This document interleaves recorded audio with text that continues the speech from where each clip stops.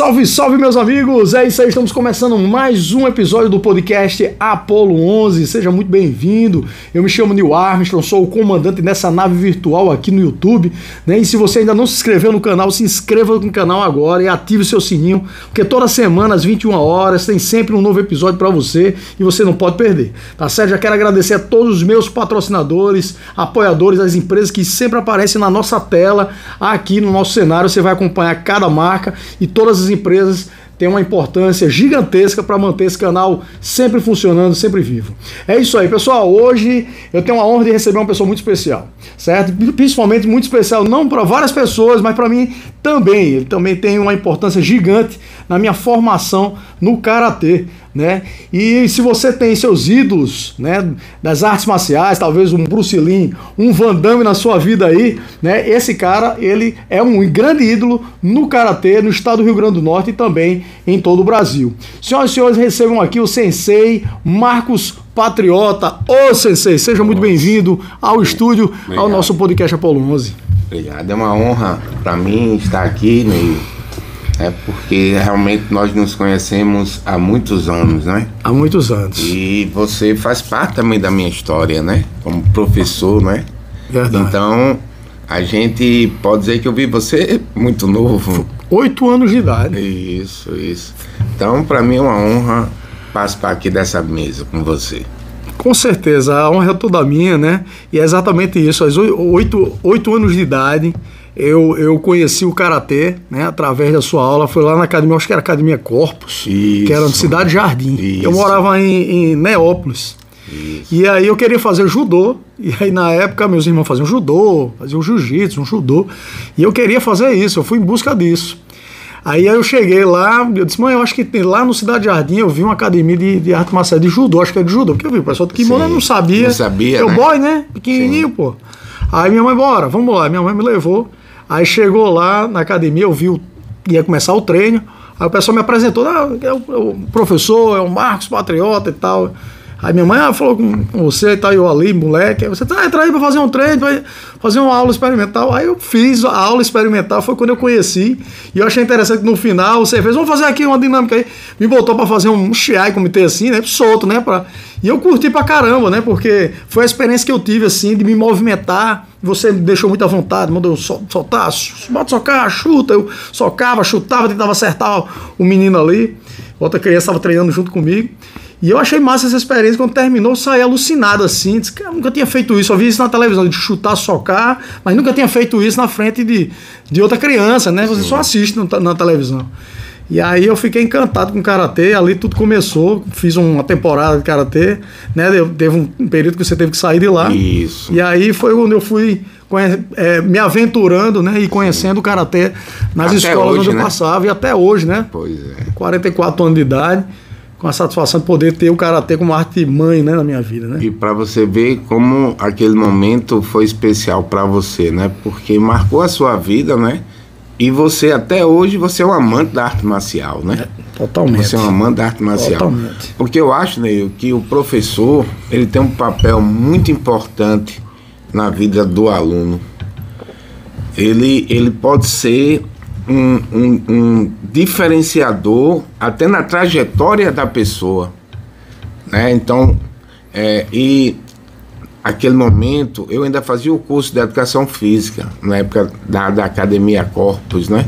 Sim. E tudo em mim era novidade. Eu tentava trazer da aula algum detalhe que eu pudesse passar para vocês, né? E eu tive muita sorte na minha trajetória de ter alunos fiéis, aqueles alunos que me seguiam por anos, Neil. Era impressionante.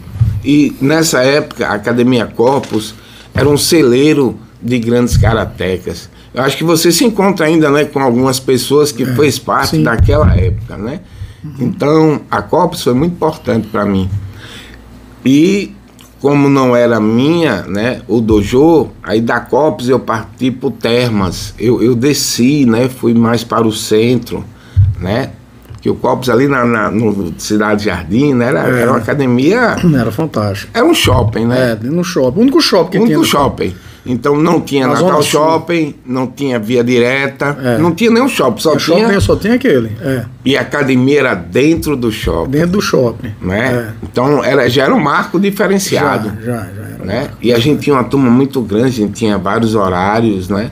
E foi onde tudo começou. A minha carreira começou no Salesiano. Nessa época eu também já era professor do Salesiano e da academia, né? Então foi aí que eu fui vendo que o karatê era aquilo que me movia, né? Então eu estou até hoje, né, com essa vida, né, Nil? Como é que foi que começou o karatê na sua vida? Quem foi seu primeiro professor? Os professores mestres importantes que tiveram a participação da sua formação no karatê? Bom, na verdade, eu tive 2 grandes mestres, né? Eu primeiro comecei no judô. E o meu sensei, não posso nem falar sensei, vou falar mestre Leão. Não sei se você já ouviu falar da família Leão. E o mestre Leão, ele tinha que eu puxei muito a ele também em relação a isso. Rapaz, ele tinha uma disciplina que era encantadora. Só para você ter noção, nós alunos que chegávamos cedo, ele não cobrava 1 centavo, Neil. E a gente tinha que limpar o tatame. Nós chegávamos cedo. A gente era aquela lona de pneu, né? Aquelas lonas de cobrir aquelas... Caminhão, exatamente. A gente estendia a lona. Aí ela cheia de poeira, a gente tinha que varrer. A gente calçava ele com um tamanco de ferro, que ele dava aula. Rapaz, o tamanco de ferro era enorme. A gente ia lá e calçava ele. E depois que a gente deixava ele todo pronto, o tatame todo limpo, tudo organizado, aí começava a aula. Rapaz, era uma coisa impressionante. A disciplina... Leão, filho mais velho, meu amigo até hoje, policial civil, João Leão. E a gente formou essa... Isso aqui em Natal? Aqui em Natal. A academia era atrás do Nordestão, do Alecrim. E eu morava no centro da cidade, eu ia até andando para lá. Né? Eu também era muito carente e a gente precisava desse apoio. E eu era muito novo. Tinha 7 anos, eu tinha uns 7 anos, já ia andando do centro da cidade para o Alecrim, para treinar o judô. Aí onde é que apareceu o karatê? Como eu morava no centro da cidade, a academia de Alves era também no centro da cidade, ali na Voluntários da Pátria. Meu mestre Juarez Alves. E Júlio, meu irmão, entrou primeiro no karatê. Eu ia pro judô e Júlio ia pro karatê. E eu era muito brigão, sabe, Neil? Eu era muito brigão. E eu queria ser o manda-chuva dentro da minha casa. E Júlio mesmo sendo mais velho, mas eu era o irmão brigão. Aí o que aconteceu? Teve um dia, rapaz, que Júlio me deu uma surra. Eu disse, rapaz, como é que pode, né? Ele me deu uma surra. Rapaz, quando ele me deu uma surra, eu disse, o que é que esse rapaz está fazendo? Eu fui assistir a aula de karatê, né? Aí foi uma paixão... a primeira luz, né? Aí, quando eu assisti a aula, aí eu disse, meu irmão, eu quero fazer o karatê também. Aí Júlio disse, então você tem que ter o kimono. Rapaz, eu vou dizer uma coisa para você, você vai se impressionar com o que eu vou lhe dizer. Em frente à academia do mestre Alves tinha uma padaria. E minha mãe foi lá comigo, falou com Alves, né, que eu gostaria de treinar, né, o karatê. Aí ficou tudo certo para mim treinar. Eu acredito, porque a gente era tão pobre, que minha mãe não pagava nada lá. E sabe o que ela fez? Ela desceu as escadas de Alves e foi na padaria pedir um saco de arroz. Um saco de arroz. Desse saco, não era nem de arroz, era de farinha, né? Pois ela fez um kimono. Fez um kimono com saco. Foi. Caramba. Fez o kimono com saco. Aí quando ela fez o kimono, né, com o saco, que ela fez, porque ela era costureira, né? Minha mãe era do lar, mas fazia uma roupinha para alguém que pedia e tal. E ela disse, como é que faz esse kimono? Aí Júlio já tinha o kimono, ela pegou o kimono de Júlio e fez o saco para mim. Rapaz, quando eu chego na academia, todo mundo achou aquilo bonito, porque era uma criança usando um saco, e eu todo orgulhoso, meu amigo. Eu não queria nem saber do kimono de ninguém. Aquilo para mim era o que eu queria ser. Rapaz, pois aquilo impressionou tanto os alunos que eles fizeram um presente para mim. Me deram um kimono, mas eu acho que não foi logo no primeiro mês, não. Eu acho que depois de uns 2 meses, 3 meses, eles vieram com um presente desse para mim. Mas, rapaz, marcou. Para mim, Neil, foi um presente que marcou talvez a minha vida. Naquela fase, eu nunca tinha ganho uma coisa tão maravilhosa. Outra coisa também me marcou muito na minha trajetória dentro do karatê, que meu irmão, ele foi para vermelha. Quando eu entrei, Júlio já era faixa vermelha. Aí, no exame, porque nessa época, exame de faixa, o mestre Alves é que tinha que dizer, você pode fazer. Você não podia chegar e dizer assim, eu quero fazer. Não, ele que dizia, você está na hora de fazer. E nós achávamos aquilo perfeito. Perfeito. Aí Alves chegou e disse, você pode fazer, Marquinhos. Rapaz, eu era para ter pego a laranja, de branca para laranja. Aí ele, vermelha. Aí todo mundo, rapaz, você não achou que Marquinhos foi perfeito, não? Todo mundo, né? Pai, Marquinhos foi perfeito. Ele disse, então você, já um mês depois, você pode fazer o exame novamente. Aí Júlio tinha ido para laranja, né? Eu tinha passado para vermelha e Júlio passando para laranja. Pois, Neil, com 5 meses eu fui fazer outro exame, eu passei para verde. Eu não peguei a laranja. Aí Júlio ficou atrás de mim, pronto. Aí eu disse, agora eu normalizei aqui a patente dentro de casa, né? E, assim, eu tive, né, eu posso dizer para você que eu tive eu era um garoto prodígio, né? E o mestre Alves sempre via eu e Isaac, que a gente treinava juntos, os garotos do futuro, né? E naquela época não tinha tanta criança fazendo karatê, né? Não tinha tanta menina, era mais os homens, e a coisa não tinha proteção. Era o karatê raiz. Karatê raiz. Karatê raiz, né? Quem era daquela época, até hoje tem uns fundamentos belíssimos. É verdade. Porque a gente treinava o fundamento, a gente treinava a repetição. Alves era muito disciplinador. Né? Então, e outra coisa, e só treinava karatê quem tinha muita garra. Porque o dia de comitê, meu amigo, era dia de comitê. Pau comia geral, né? Pau comia geral, certo? Era assim, não era você chegar e treinar o karatê. Ah, não, eu não quero lutar. Ah, meu amigo, então você ia fazer outro esporte. E outra coisa, a gente se espelhava muito em Bruce Lee, né? E o corpo magro era o corpo ideal. Então, se tinha um cara muito forte, a gente sempre achava que o magro ganhava daquele corpo forte. Então, não tinha ninguém tinha medo de nada, né? E nessa trajetória inicial, né?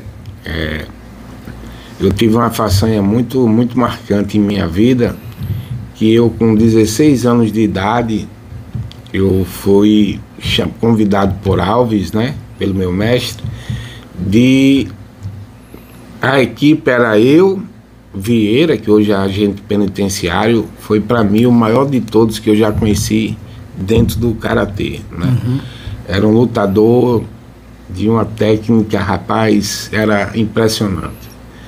E eu tinha 16 anos de idade nessa convocação. Nunca tinha viajado de avião, ia ser a primeira vez. Aí Alves convocou eu, Vieira, Iramar, que hoje é delegado de polícia, policial civil, Iramar, Gilson da BB, né? e índio que treinava com Matida em Belém do Pará. Essa era a equipe, Alves não participou desse evento. E era esses 5 atletas. Aí imagina eu ir para uma viagem, categoria adulto, sem divisão de peso, sem proteção alguma, nem de mão. Nem de mão.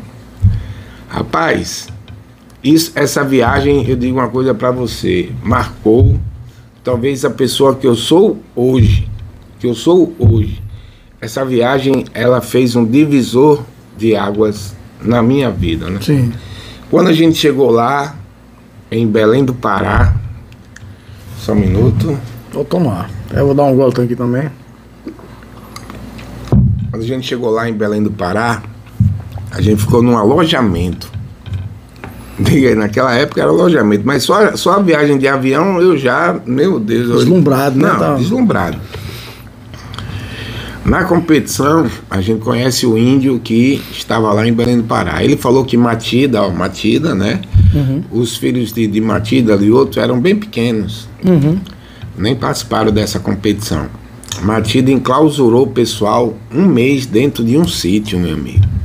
1 mês. Caramba! E o índio teve a oportunidade de fazer parte. O índio já foi amedrontando a gente, que a equipe de Matida estava impecável. E Matida tinha um atleta que hoje, ele ficou muito famoso depois, ele entrou no Vale Tudo. O cara era um monstro, podia dizer assim, um dos melhores do Brasil, era Paulo Vieira. O antebraço dele era maior do que a minha canela. O antebraço. É um monstro. O cara perfeito, né? Karateca, todos karateca. Você via a equipe de Matida, dava medo, assim, de olhar os... Depois foi a primeira equipe que a gente pegou. Eita. Foi a primeira equipe. Foi Natal, Rio Grande do Norte e Belém. Não era Academia de Alves, era o Estado. Sim, e o detalhe, viu? Tudo foi pago era Confederação de Pugilismo. Ainda era Confederação de Pugilismo, que depois se tornou outro nome. Mas nessa época pagaram tudo. Eu não tive gasto com nada, nem tinha condições de gastar. Legal. E eles pagaram tudo, passaram passagem aérea, hospedagem, alimentação, tudo. Rapaz, pela graça de Deus, não é que eu posso dizer assim, infelizmente para o nosso atleta Vieira, que era o melhor da nossa equipe, Vieira pega Paulo Vieira do outro lado. Para nossa surpresa, Vieira ainda começa ganhando. Rapaz, Paulo Vieira acerta Vieira com um soco no rosto, que Vieira já cai desmaiado. Nossa. Já cai desmaiado. A arbitragem toda japonesa, Matida sentado, e os caras não queriam desclassificar o Paulo Vieira. Dentro de Belém do Pará, lotado, ginásio lotado. Meu amigo, só sei que deram empate nessa luta, em que Paulo Vieira era para ter sido desclassificado.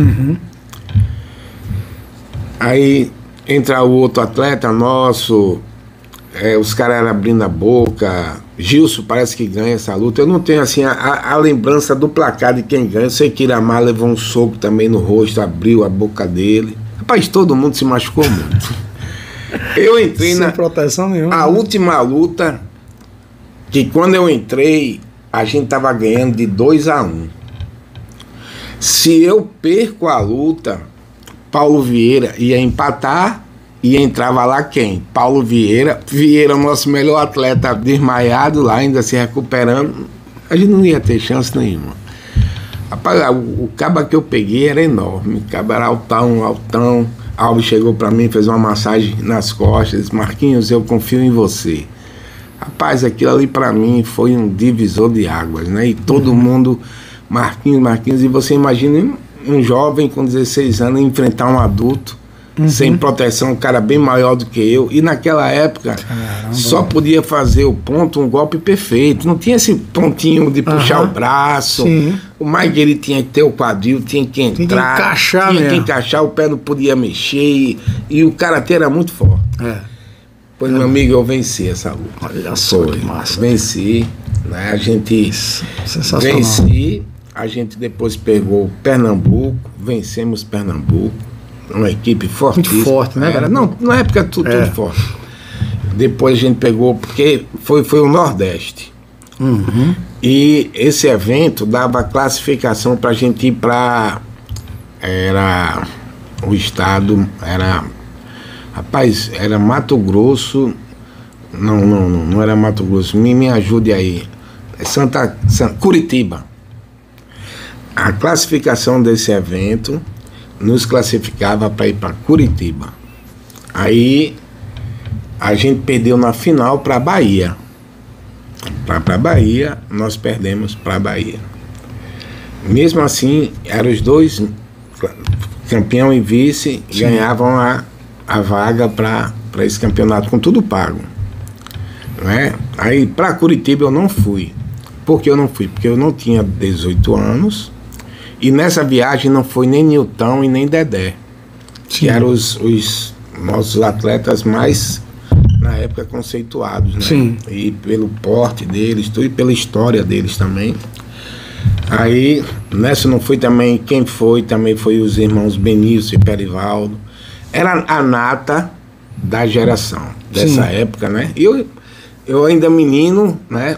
Mas assim, eu já fiz a história e Alves, quando a gente fez uma escala em Pernambuco, a gente saiu assim, Alves falando todo orgulhoso que eu tinha apenas 16 anos, né? E todo mundo lá quebrado, nem eu.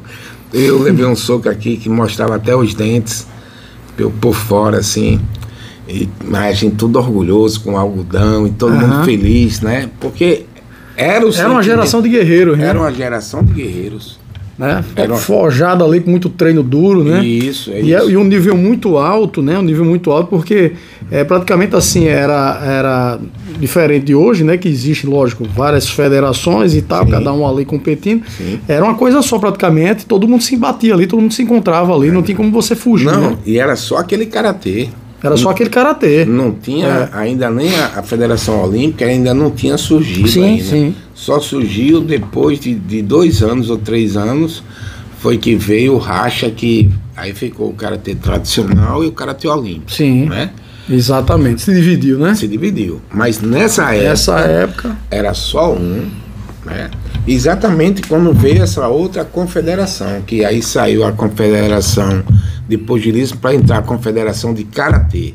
Aí foi nessa época que surgiu o Karatê Olímpico, né? Que era já rumo, essa mudança já foi pensando exatamente que o Karatê entrou agora. Agora. Né? Diga aí, agora. Então, foi mais ou menos em 88 que veio essa... Com a intenção de preparar para entrar nas Olimpíadas. Exatamente. Mas ali já causou um racha no mundo, né?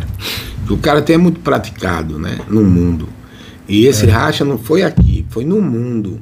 Então virou, né? Os japoneses, né? Com aquela tradição, né? Alves, dando todo o respeito à decisão dele. Ele não quis seguir, né? Porque o nosso sensei ele era muito voltado ao karatê defesa, o karatê forte. Uhum. Então ele quis ficar junto com os japoneses, né? Entendi. E eu me lembro muito de Alves recebendo muitos japoneses em Natal. Meio vinha o campeão mundial.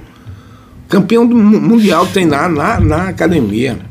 E um dia bem interessante de ver, né? Graças a Deus nesse dia eu não treinei. Que veio o campeão mundial atual treinar na academia de Alves. Rapaz, esse japonês, ele começou a chutar, né? Assim, todo mundo se aquecendo, e ele dando uns chutes assim, nem acabar desse campeão mundial, ele chutando assim, né? Eu dando soco.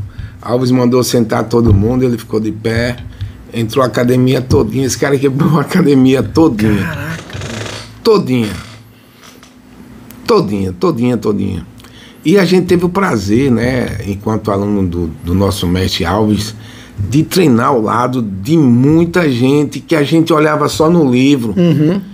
Matida, Lirton Monassa, rapaz, que foi o primeiro... Sem falar, desculpa interromper, Sem falar que na época não tinha internet. Não tinha. Você para ficar vendo tudo, né? Você tem que aprender aqui. Isso. O cara tem que vir pro tatame e você tem que aprender. Você pegou essa época ouro. Peguei. Os grandes nomes da época do karatê, os caras estavam vindo pra cá, justamente onde você treinava. Onde eu treinava. Não, e Alves tinha um respeito, a gente viajava, né? Eu tive a honra de viajar, fui para Belo Horizonte.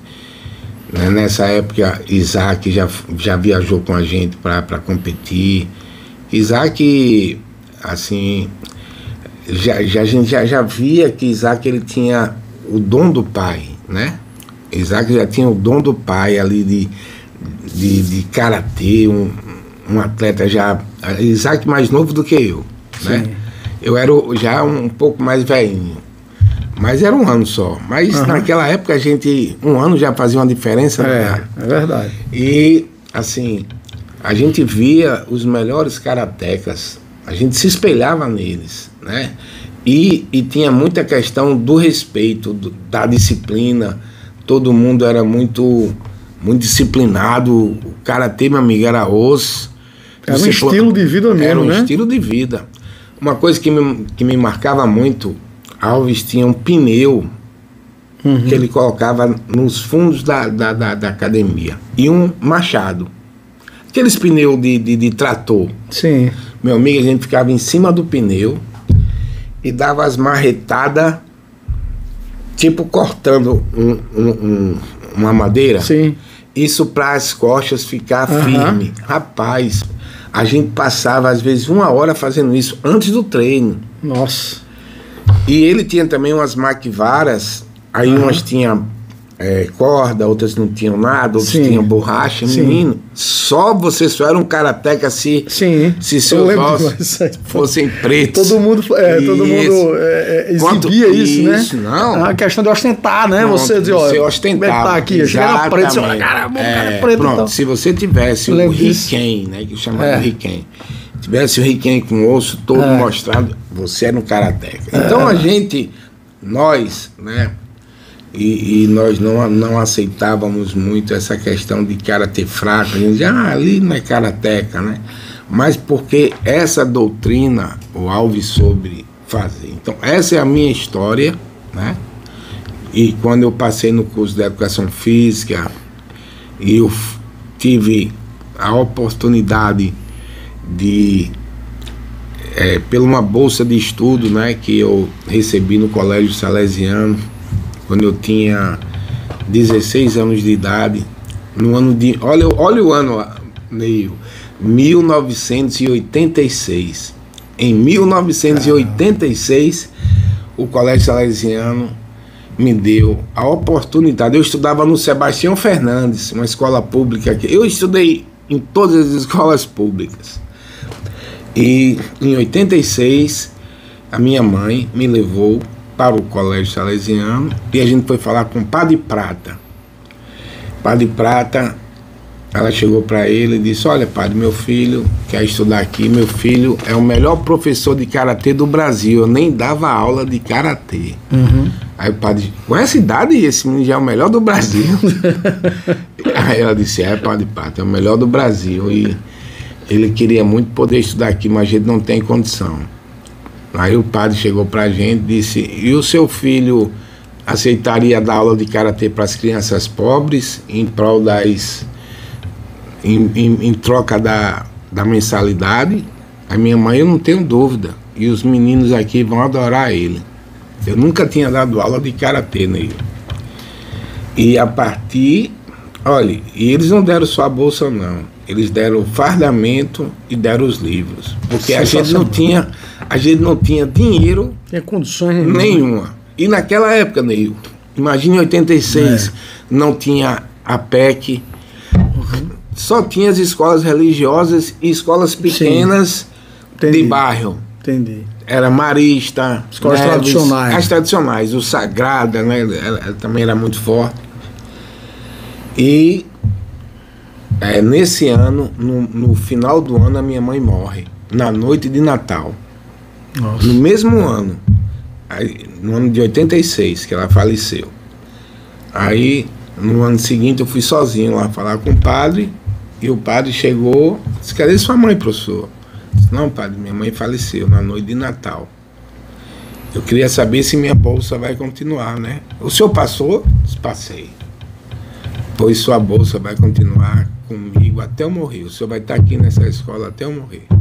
E de fato foi concretizado, né, o que ele falou, né, que o Padre Prata morreu faz uns 15 anos e eu estava lá ao lado dele, né? Sensacional. E aí começou o legado, então, você no trabalho que você faz no Salesiano até hoje. São quanto tempo já de karatê no Salesiano? Olha, eu tô no Salesiano de 86 para cá, são 37 anos, né? 37 anos, uma vida dedicada ao karatê. Isso. Só como eu era de menor na época, só puderam assinar minha carteira em 89. Em 1989, tanto é que eu tô aposentado, né? Uhum. Eu me aposentei em 2019, na mudança da lei. Entendi. Aí eu peguei o tempo de contribuição, que eu já tinha 30 anos de contribuição, em 2019, e o INSS aceitou, né? Mesmo assim, eu continuo no colégio salesiano, né? Como professor, eu não me desliguei. Sim. Né? E continuo até hoje, e eu acredito que eu ainda vou ficar gerações e gerações. Não, muitas gerações. Porque você formou vários karatecas. Sim, que você conhece muitos, né? Muitos, né? E é tempo ouro, assim, das escolas no karatê. Quero que você falasse nessa época do crescimento do karatê nas escolas, né? Onde as escolas tradicionais, né, nas competições estaduais, nos gernes, né? Me conta um pouco sobre essa época que foi bem legal. Pronto. Quando eu conhecia vários atletas que treinaram com você. E eu posei para você que essa época ela foi o divisor de águas. Uhum. Por que foi um divisor de águas? Porque eu tive uma visão que foi uma visão muito parecida com a nossa aqui, com a sua visão. Eu fui um empreendedor. Uhum.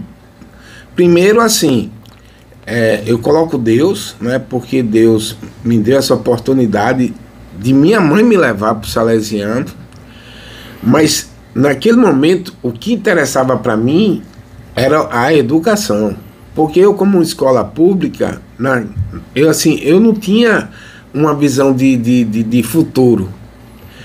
E quando eu passei no vestibular, Ineil, você imagina você sozinho, sem uma mãe, que meu pai trabalhava muito, não tinha como ele me dar atenção, e eu fui sozinho fazer minha inscrição no vestibular. Eu não sei nem como eu fiz a inscrição, que na época, para você passar no curso de educação física, você tinha que correr, nadar e saltar. Uhum. Você tinha essa prova. E eu passei, porque se você fazia até a reopção para outro curso universitário. Aí eu passei no vestibular, coisa que foi o meu primeiro vestibular. E só para você ter noção, o curso de educação física na UFRN com licenciatura plena era apenas 3 anos, e esse foi o único ano, foi o último ano, e eu passei nele. Só para você ter noção, um curso de 3 anos eu terminei em 7.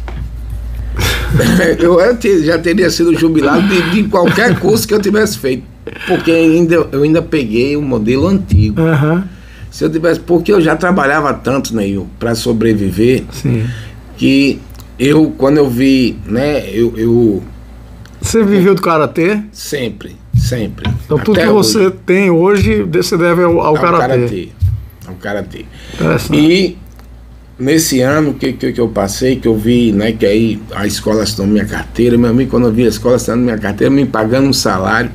Sim, Neil. E nessa época também eu dava aula no Aeroclube. Eu não sei se você chegou a me conhecer. Eu lembro disso.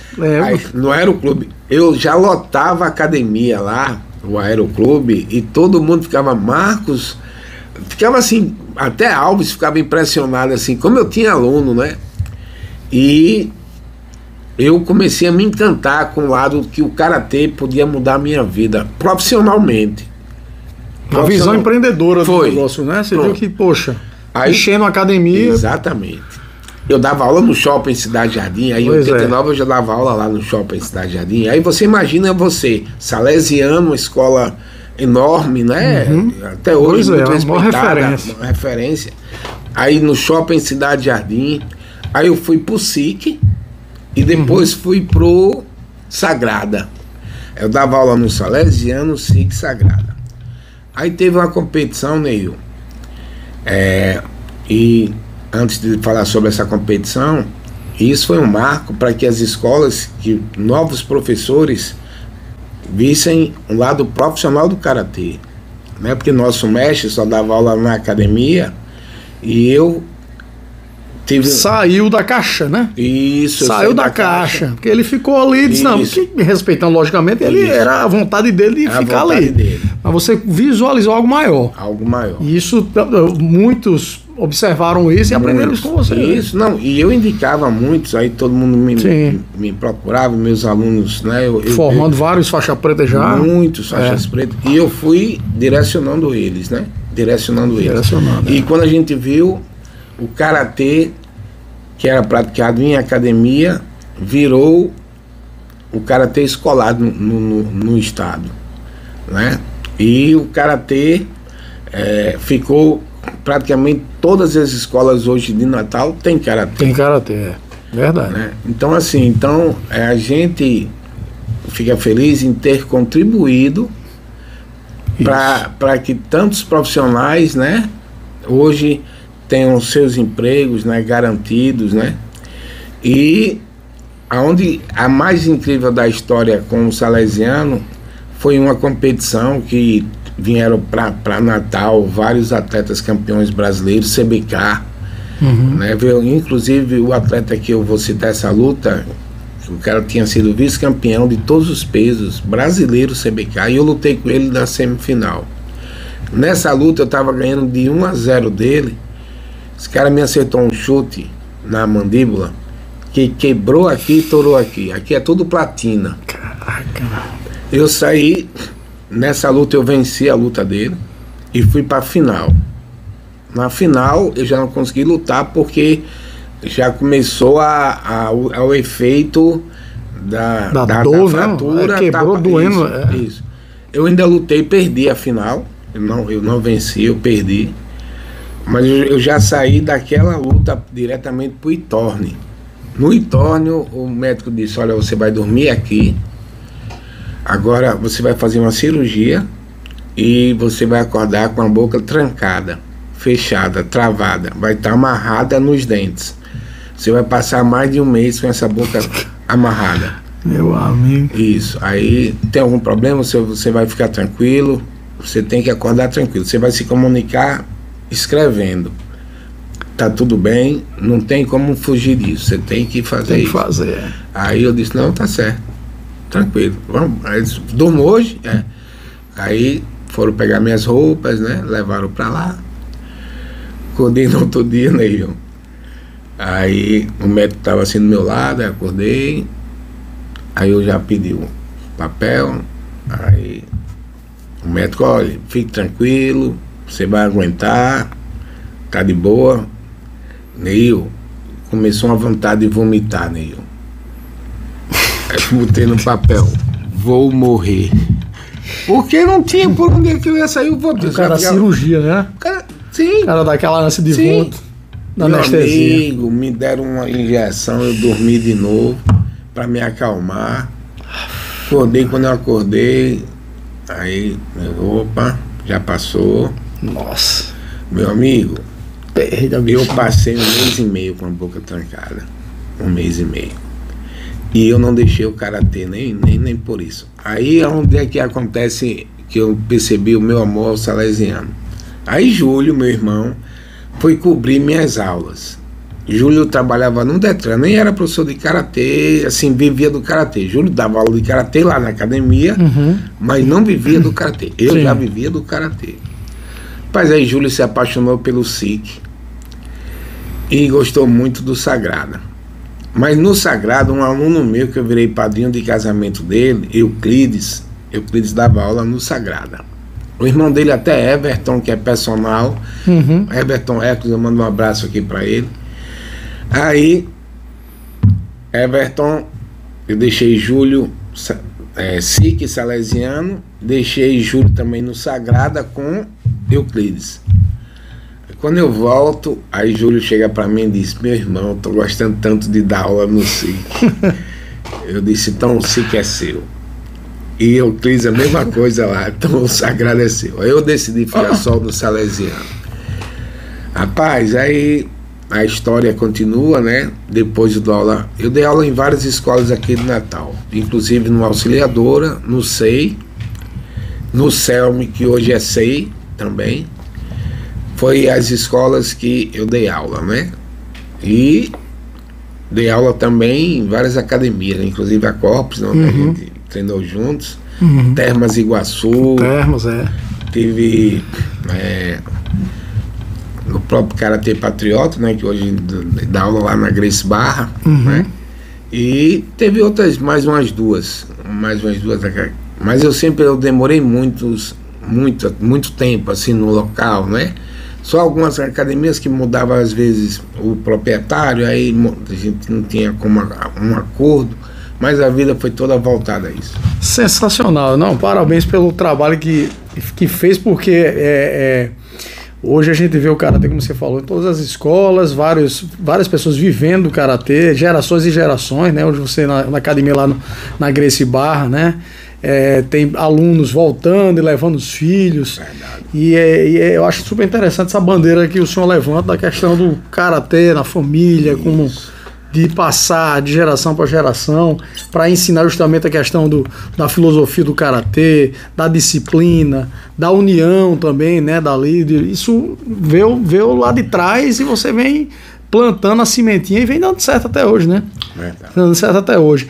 E naquela época que o Karatê estava no auge, né? Nas grandes competições, eu lembro demais que, assim, épocas escolares, assim, era muito legal. Você chegava para ver o Salesiano, Neves, né? Sim, era muito bonito. Era muito bonito, aquela turma toda, muita gente, muito aluno, todo mundo de kimono num ginásio lotado, e aquela rivalidade, né? Era uma rivalidade, bonito, né? Era. E era muito aí, grandes lutas aconteciam ali, os comitês rolando, e você vê que esses atletas, você teve atletas que se destacaram também nacionalmente, né? Que foram campeões brasileiros, que competiram em grandes campeonatos até fora, internacionais, né? E isso foi um fruto de toda uma história que vem até hoje, né? O Karatê. E a família também, né? Tem o Juninho, né? O Juninho Patriota, que todo mundo faz Karatê na família, como é que é? Me conta aí, quem são as pessoas que fazem Karatê na família? Quantos filhos você tem? Eu tenho três. Três filhos, né? Aí, o Juninho, primeiro é a Isabela, né? Certo. A Isabela foi campeã brasileira. Isabela, né? foi campeã brasileira. Isso, e inclusive ela foi a primeira campeã brasileira CBK do Rio Grande do Norte, né? Entendi. E legal. Ela só não teve títulos internacionais. A Isabela, hoje ela mora em Nova York, né, nos Estados Unidos. E ela foi campeã brasileira, tetra atleta ouro do Gernes, né? Que top, né? Ela todo ano ela destacava, né, bastante nas competições. Teve o Júnior, né? Aí o Juninho, ele já foi pentatleta ouro do Gernes, né? Juninho foi mais de 18 vezes campeão brasileiro. E Juninho teve títulos internacionais muito importantes, né? Ele foi vice-campeão em Las Vegas, né? No Open internacional. Legal. Ele foi campeão pan-americano na Argentina. Ele foi vice-campeão mundial, né? Pela UKF, né? Que WKF, não, era Vulco, pela Vulco, né? Inclusive o Juninho ganhou o Bolsa Atleta Internacional, pago pelo Ministério do Esporte, né? Top. Na época, e inclusive ele foi para Las Vegas com esse valor dessa bolsa, né? Porque você imagina o custo que não é você participar de um evento, né? Em Las Vegas. Dentro daqueles cassinos, né? Ele participou dentro daqueles cassinos. Eu lembro, eu vi uns vídeos. Inclusive, ele foi seleção brasileira, né? Por muitos anos, né? E Juninho hoje tá comigo no Salesiano, né? E também tá comigo lá na Grace Barra. Olha aí, que legal. Então, e Maria Clara, que não saiu da faixa branca. A gente fica até brincando, mas Maria Clara, você não saiu da faixa branca, porque eu era muito exigente com eles, né? Porque você sabe que filho de professor, Juninho, quando ia pro Gernes, o joelho dele já ficava machucado, porque todo mundo só ia no joelho dele, né? Então, assim, era normal, Isabela também. E eu disse, olha, vocês têm que ter muita cabeça, porque a pressão é muito grande, né? A pressão é muito grande, é verdade. Se ele ganhava, porque era meu filho. Se perdia, opa, né? Então, eles já sabiam da pressão, né? Então, assim, eu fico muito feliz, né? E todos hoje estão encaminhados, né? Passou em vestibular e todos estão trabalhando. Graças então a gente Deus. fica feliz, né, Neil? Isso. Porque a gente vê os filhos, né, caminhando, né? Graças a Deus, graças a Deus. E o senhor é um campeão tanto no tatame como na vida também, né? Tá aí com 70 quilos, né? Enfrentando outra luta. É muito importante, mas é muito bom lhe ver aqui, batendo um papo. Com certeza. Né? Um tempo atrás a gente estava tentando ter essa oportunidade. A gente tentou muito, né? Tentou muito, né? Você tem me falado que não tinha condições ainda. É. Me fala sobre esse momento tão difícil que você está vencendo aí. Sim. Explica pro pessoal aí, pra gente entender. Eu fui diagnosticado, né, com câncer. Foi um câncer na faringe. E eu tive que fazer uma cirurgia praticamente de emergência. Eu fiz também um esvaziamento cervical e eu fui submetido a 35 sessões de rádio e a 3 quimioterapias, né? E graças a Deus, né, eu recebi alta, o tumor desapareceu. Graças a Deus. Graças a Deus. E agora e acompanhando, né, a evolução, né? Eu já vou fazer um PET scan agora para novamente observar como está, né? Sim. E estou há 6 meses praticamente sem trabalhar, né? Mas é como a gente estava falando aqui, agradecer a Deus, né? Só a honra de estar aqui, né? É verdade. A gente tem muita gratidão e eu quero agradecer muito a Deus, né? A minha esposa, amém, que cuidou de mim como ninguém, né? É aquela parceira que, graças a ela, eu tive forças para aguentar porque é muito difícil. Assim, é uma coisa que você não imagina que você está passando aquilo.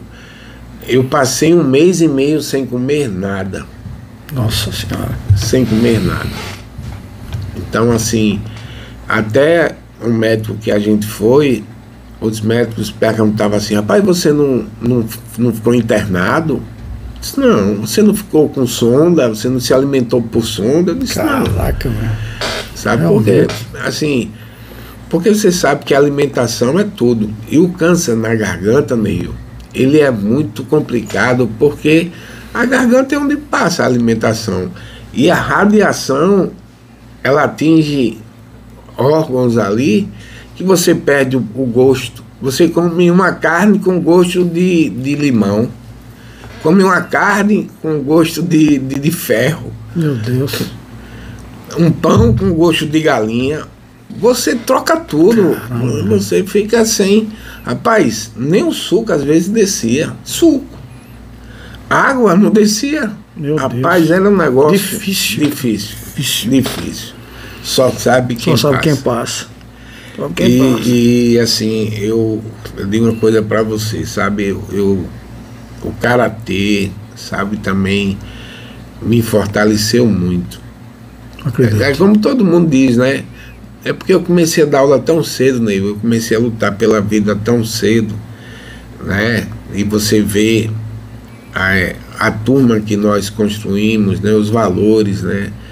E eu só sou grato, sabe? Assim, eu tô numa empresa há 36 anos, numa escola respeitada, né, por todos, né? Então, isso atrai coisas boas, né? Você consegue ter forças, né? Ter forças. Então, o meu sentimento é de gratidão, sabe?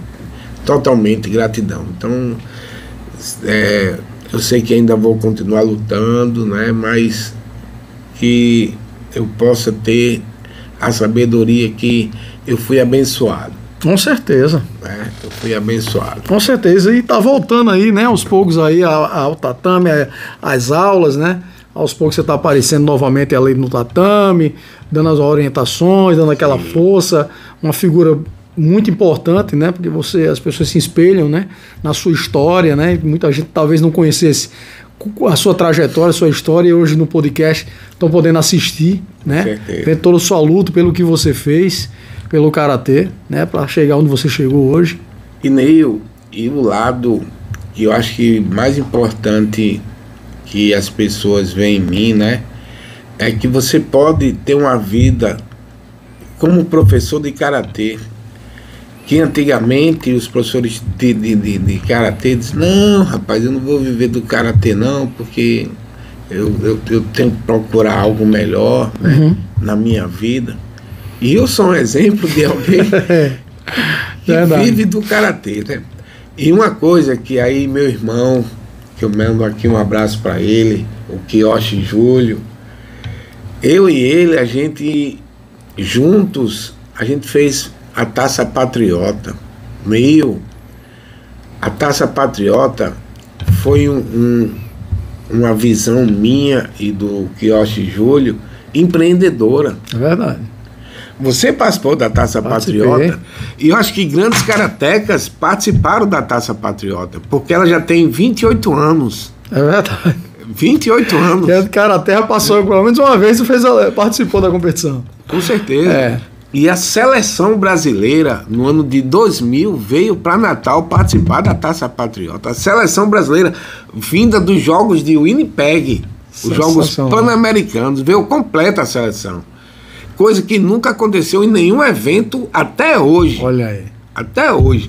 E nesse ano, a seleção brasileira foi a maior taça. Eu fiz no Machadinho. Deu 1.300 atletas. 1.300 atletas. Caraca, rapaz, é muita gente. E era uma coisa que eu dizia assim, como fantástico. É que eu consigo fazer um negócio desse? Fantástico. Né? E assim, a gente fez coisas, né, que eu posso dizer para você, e continuamos trabalhando, né, pelo karatê. E é lembrado por muita gente, Neil. Neil, você não tem noção de pessoas que lembram desses feitos no Brasil todo. E sim, nesse ano veio 16 estados. Nossa. 16 estados. Para um caba.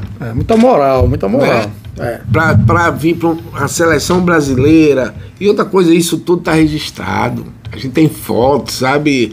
A gente tem lembranças marcantes, né?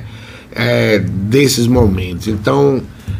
Eu acho que a Taça Patriota ela coroa, né, a história minha e do Kiyoshi Júlio, sabe? Que aí foi a irmandade, né? É verdade. Os dois juntos, né? Isso. Tanto é que eu não sou conhecido sozinho. Todo mundo lembra de Júlio. É verdade. Né? A gente juntos, né? E também até no lado profissional, o Júlio teve o SIG, que infelizmente fechou, né? Infelizmente. E eu, até hoje, estou no Salesiano, né? Então a gente soube manter nossas raízes, né? Verdade. Acho que isso aí acho que tem um significado muito importante em você manter a sua raiz, né? Isso aí mostra uma perseverança, uma continuidade, né? Porque você sabe, né, que é como a gente conversando aqui entre off, né, como eu acho bonito a sua persistência, né, a sua garra, porque a gente tem que ter garra, né, responsabilidade, né, pra gente conseguir se permanecer, né, porque a vida é muito difícil, principalmente, né? Fazendo o que gosta, né? E o que ama, né, isso é muito importante. Sensei, quero agradecer a sua participação aqui no podcast Apolo 11, né, e já aproveitar para agradecer tudo que você fez e o que você ainda vem fazendo pelo karatê. Você é um patrimônio do karatê, né, uma figura importantíssima para a arte marcial, o karatê, para o legado do karatê do Norte Rio-Grandense e para todo o Brasil, mas falando aqui do nosso estado, né, é uma honra receber você aqui na nossa mesa. Tenho certeza que quem está assistindo aqui, né, conhece a sua história, né, várias pessoas que passaram pela sua academia, que passaram pela escola, ou participaram de uma Taça Patriota, que os filhos estão participando, que o Cauê, meu filho, esse ano vai participar, gerações e gerações. Eu só tenho que agradecer em nome de toda a família, toda a nação karateca do estado do Rio Grande do Norte. Muito obrigado por tudo que você fez pelo karatê, meu amigo. Você sempre será lembrado, sempre. A sua importância é fundamental para o legado do karatê e nunca vai morrer. Amém. Obrigado você, Neil, viu? Pelo convite, pela amizade e pelo respeito que você sempre dispôs a gente. Ô, Sensei, você é o grande mestre. É isso aí. E a gente vai encerrando aqui o podcast Apolo 11 com esse grande mestre aqui. Uma grande honra fazendo parte aqui de mais um episódio do podcast Apolo 11. E se você curtiu esse podcast, deixa teu comentário aí, tá certo? E compartilhe para todos os karatecas que você conhece, porque com certeza tá todo mundo querendo ver a história aqui desse mestre aqui, que com certeza tem que ser homenageado, tem que ser lembrado sempre. Tamo junto e misturado. Até a próxima, se Deus quiser. E vamos terminar com aquele os. Valeu!